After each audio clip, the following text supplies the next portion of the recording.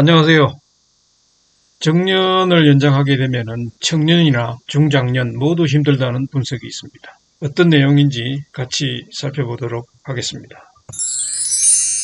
정년 연장은 소수를 위한 것이다 하는 지적이 있습니다.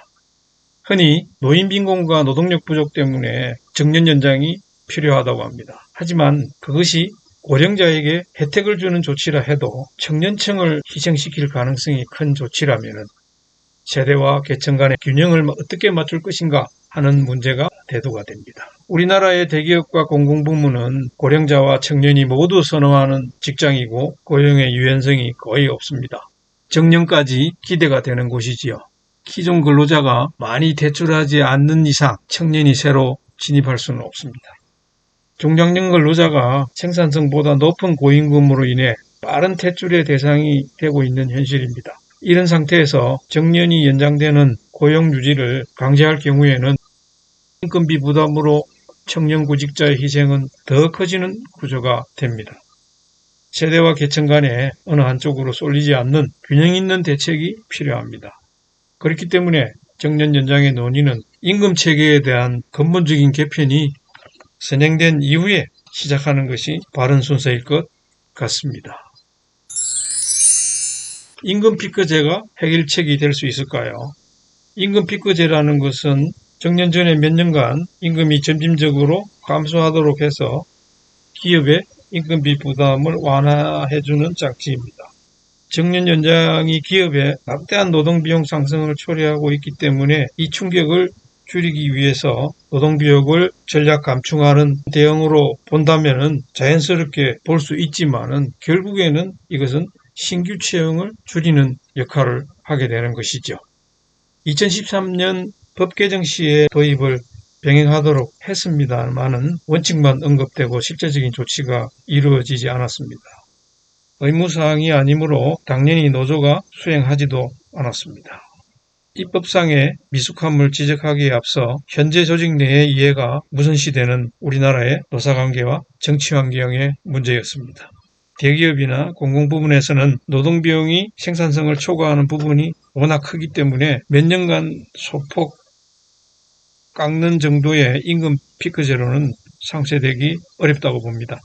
정년 연장의 부작용을 일부 감소시키는 임시방편 정도의 역할에 그치고 있지 않느냐 하는 분석이 지배적입니다. 다음은 연공급에 대해서 알아보겠습니다. 인력이 많아짐에 따라 임금이 증가하는 임금체계입니다. 많은 선진국들은 직무의 난이도나 가치를 기반으로 하는 직무급을 기초로 해서 성과급을 추가하는 임금체계를 운영하고 있습니다만 우리나라는 1960년대 빠르게 성장하는 경제 상황에서 각 기업은 경영의 확대를 전제를 하면서 연공급을 운영하였습니다. 그 이후에 1987년 노조의 영향력이 확대가 되면서 생산직에도 빠르게 확산이 되고 그로 인하여 우리나라에는 연공급이 자리가 잡게 되었습니다. 연공급 구조는 고령자 고용에 부정적인 영향을 미친다고 하고 있습니다.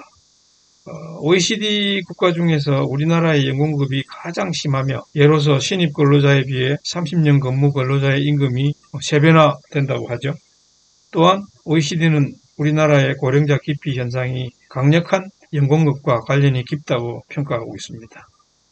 중고령 근로자가 연공급 구조로 인해서 과도한 노동비용이 발생하게 되고 이로 인하여 고용이 기피가 되어 숙련이나 지식을 후배들에게 전수하지 못하고 이직이 되는 것은 본인과 기업은 물론 사회적으로도 손실일 것입니다. 노조의 영향력이 클수록 연공급이 선호되고 있습니다. 노사단체 협상에서 근무 연한과의 연동과 정년을 강조하는 규정이 명시되기 때문이죠. 다른 곳을 가봐야 더 나은 조건을 기대하기 어렵기 때문에 고용보호 수준을 약화시키는 어떠한 계획에도 결사항전하는 악순환이 포착이 되고 있는 것입니다. 결국 공공민간 연공급 중심의 임금체계가 청년의 실업이나 고령자 고용 기피 문제의 핵심이 되고 있습니다. 대안적인 임금체계의 구축이 필요하다고 봅니다.